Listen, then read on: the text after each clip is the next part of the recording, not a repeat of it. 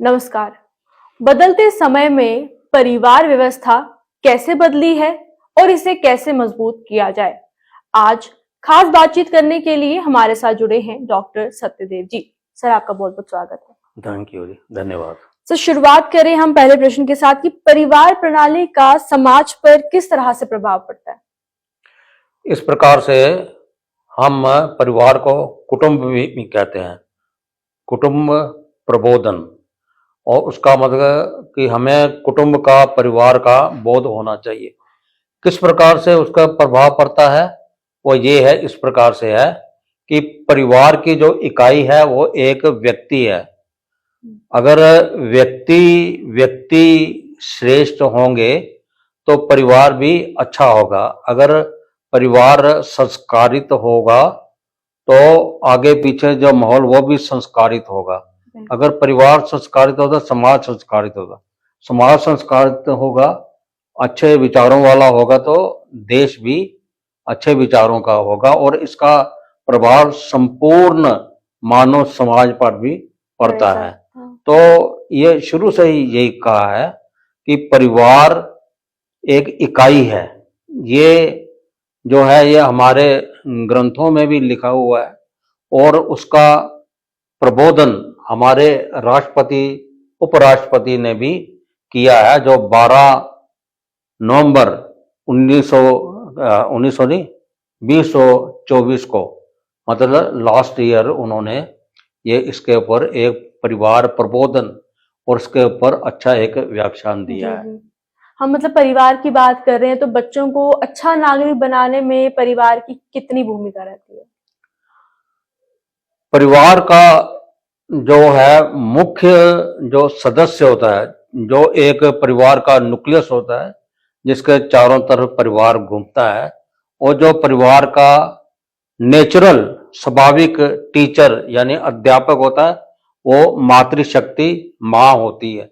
और माँ ही बच्चों को संस्कारित करती है और माँ के बाद उसके जो पिता, भाई, बहन वगैरह इत्यादि जो लोग होते हैं वो भी अपने बच्चों को, माता पिता जो है ना, संस्कारित करना उनका परम धर्म है। तो इस प्रकार से बताया गया है, जिस प्रकार हम गोस्वामी तुलसीदास की बात करते हैं ना, वो एक काव्य रचना, भक्ति मूवमेंट, भक्ति आंदोलन के समय काव्य रचना की, और उन्होंने इस काव्य से, रामचरितमानस से, सारे विश्व को एक आदर्श व्यक्तित्व का संदेश दिया है। उन्होंने पुत्र किस तरह होना चाहिए उसका भी बताया है, माँ बाप किस तरह होना चाहिए उसका भी बताया है, भाई किस प्रकार होने चाहिए, ये सब प्रकार के जो उच्चतम, उच्च पराकाष्ठा जो समाज में हो सकती है उसका एक चित्रण किया है। आज घर घर में रामायण है और रामायण सारे विश्व में एक बंधुत्व का संदेश देती है। हमने देखा है कि जब बुजुर्ग हो जाते हैं माता पिता, या घर पर हमारे कोई बुजुर्ग होते हैं तो बच्चे उन्हें छोड़ देते हैं। ये दिन ब दिन बढ़ते भी जा रहा है, हमारे भारत में नहीं बल्कि बाहरी राज्यों में। क्या कहना है आपका? ये इस प्रकार से ये भी एक पारिवारिक जो ना टूटना, परिवार टूटना और पारिवारिक जो आपत्ति है उसके ऊपर मैं उसका विश्लेषण करूंगा कि यही तो संस्कार है कि माता पिता ने आपको जन्म दिया है, आपको पोषण किया है, आपको बड़ा बनाया है, और आपके जीवन की सारी सुविधाएं उन्होंने किस प्रकार अपने सारी कठिनाइयों को सहन करके आपकी सुविधाएं को पूर्ण किया है। और आपका कर्तव्य बनता है कि अपने माता पिता की उस प्रकार से सेवा करें, ना कि उन्हें छोड़ दे। ये जो बाहर तो अलग प्रकार के परिवार की बातें हैं, भारत में उच्चतम परिवार की व्यवस्था रही है। तो आजकल बाहर वालों की नकलें देखकर उनको परिवार, हमारे एकल परिवार हो रहे हैं, कुछ एकल परिवार के लोगों की अपनी बाध्यताएं होंगी, लेकिन मैं जरूर कहूँगा जो संस्कार होने चाहिए, परिवार को जोड़ कर रखने चाहिए, उसकी भी कमी थोड़ी आ गई है।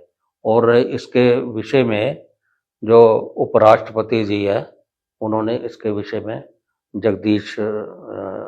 जगदीप धनखड़ उन्होंने इसके विषय में एक बहुत बड़ा लेक्चर कवि कालिदास के जयंती के ऊपर उज्जैन में दिया था। हमने देखा है जैसे पहले जब लोग रहते थे या परिवार के सदस्य रहते थे बड़े प्रेम भावना से रहते थे, उस समय कोई जाति पात नहीं हुआ करता था। लेकिन अब क्या होता है कि हमने देखा है कि हमारा जो भारत का समाज है वो जाति पात ऊंच नीच में बढ़ गया है। तो ये आप किस अंदाज से देख रहे हो और आगे भविष्य कैसा रहेगा? हमारे ना ग्रंथों में परिवार के लिए एक व्यक्ति के लिए 4 पुरुषार्थ बताए हैं, धर्म अर्थ काम और मोक्ष। उसका मतलब कि धर्म की एक सीमाएं हैं। धर्म का अर्थ है ड्यूटी करना, अपनी ड्यूटी बाउंड है वो धर्म होता है।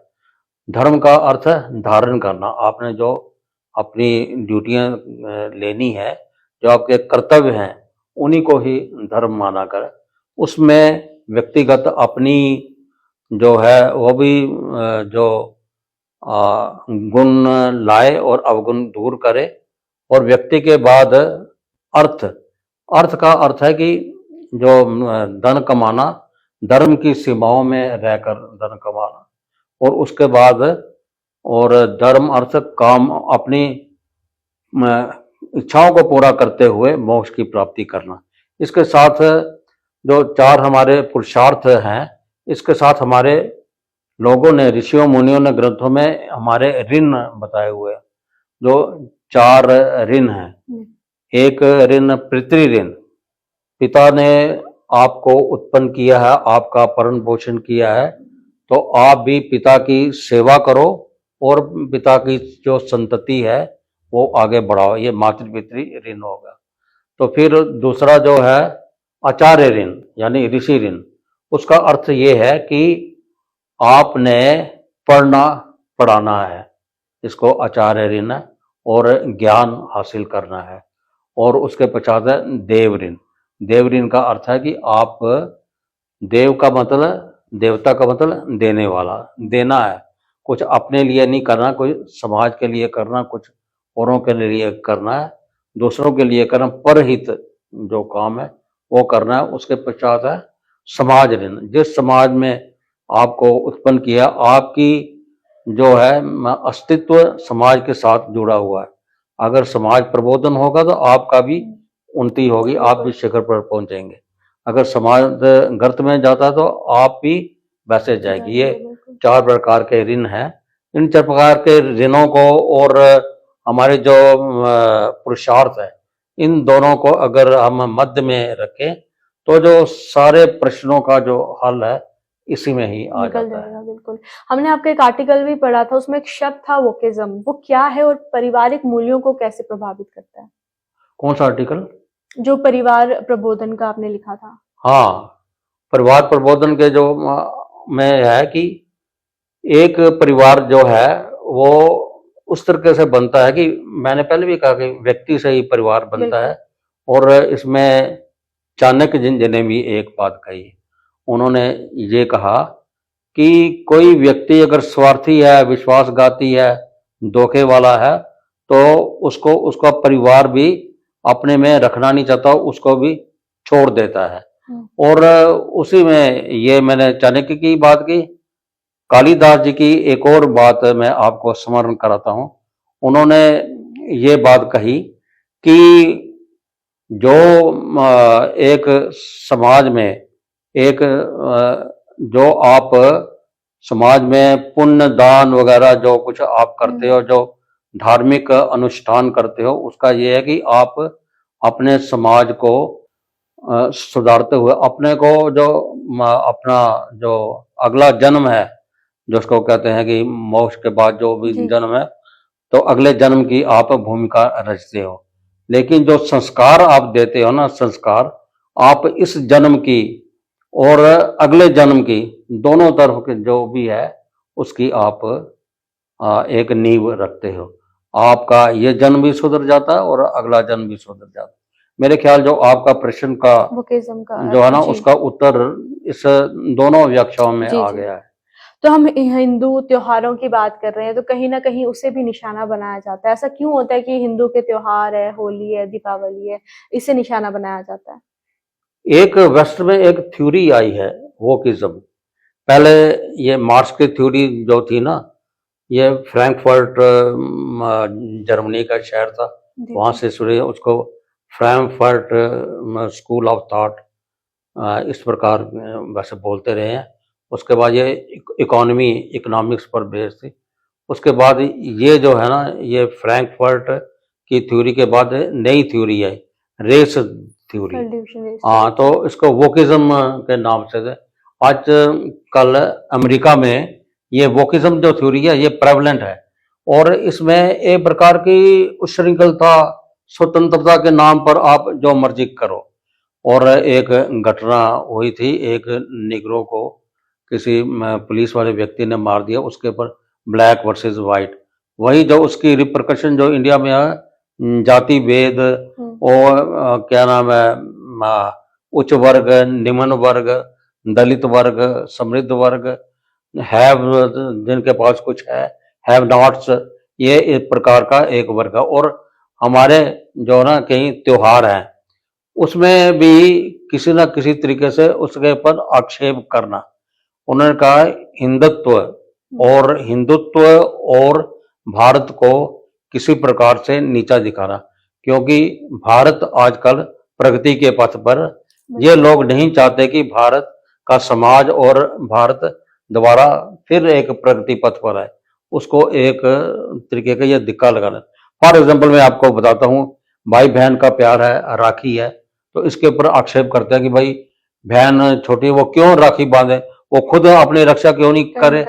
हाँ, तो ये वुमेन लिवहुड, वुमेन लिव के ऊपर ये इन्होंने इसका आक्षेप किया। जैसे करवा चौथ का त्योहार होता है, ये पति पत्नी की भावनाओं को एक उजागर करता है, उसके ऊपर भी आक्षेप करते हैं।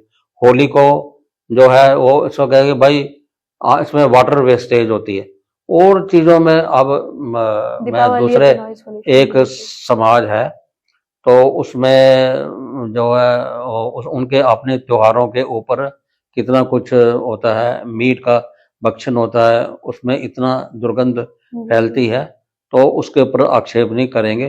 जो क्रिसमस में या नव वर्ष में कितने पटाखे चलाते हैं, उसमें कोई प्रदूषण नहीं है। और एक दिन और कुछ घंटों के लिए जो आतिशबाजी है दिवाली, और उसके ऊपर भी जाता हूँ, उसके और भी आगे जाता हूँ, दीपक जो प्रज्वलित हम करते हैं उसके ऊपर कि ये तेल जलाते हैं, इससे प्रदूषण होता है, जैसा मतलब कुछ ना कुछ ले करना इसके ऊपर उन्हें आक्षेप करना है, इसलिए आक्षेप करते हैं।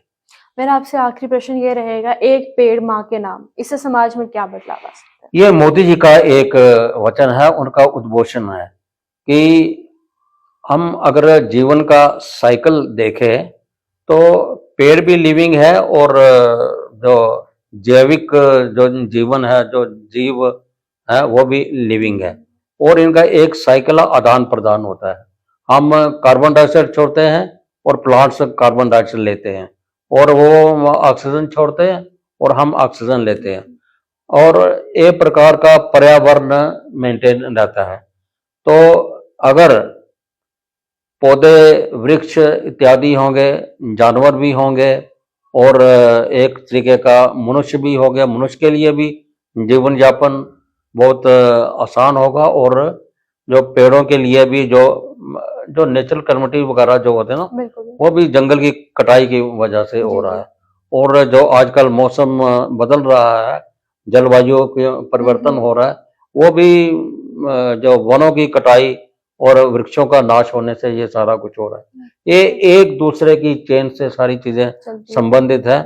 तो उसको आगे उसका प्रबोधन करने के लिए, उसको हाईलाइट करने के लिए उन्होंने कहा कि एक माँ के नाम, माँ जो है वो सबसे जो है ना कि जननी जो है वो माँ, वो सबसे ऊपर है, उसका रिश्ता सबसे ऊपर होता है कि जो माँ कर सकती है और कोई नहीं कर सकता। इसीलिए हर व्यक्ति को एक पेड़ अपने माँ के नाम, उसको माँ के नाम और अपना ममत्व भी उसको देना है, पेड़ को बढ़ते हुए आप देखो, पानी दो, फिर 1 महीने के बाद कितना बढ़ता है, बिल्कुल इस बिल्कुल, प्रकार। देखिए ग्रोथ। और एक अगर सारा समाज ये व्रत अगर धारण कर ले तो पर्यावरण हमारा बहुत बच बहुत जाएगा, बच सब जाएगा सर। नुकसान नहीं जी होगा। जी, ये एक उद्घोष है बिल्कुल। जो प्रधानमंत्री माननीय नरेंद्र मोदी जी ने ये हमें दिया है। काफी अच्छी जानकारी आपने दी और आपने देखा भी, सुना भी, संस्कृति, धर्म, पर्यावरण संरक्षण को कैसे बचाया जाए, इसके बारे में बिल्कुल बारीकी से इन्होंने बताया। वीडियो के लिए बने रहिए, देखते रहिए जेके फैक्ट। धन्यवाद।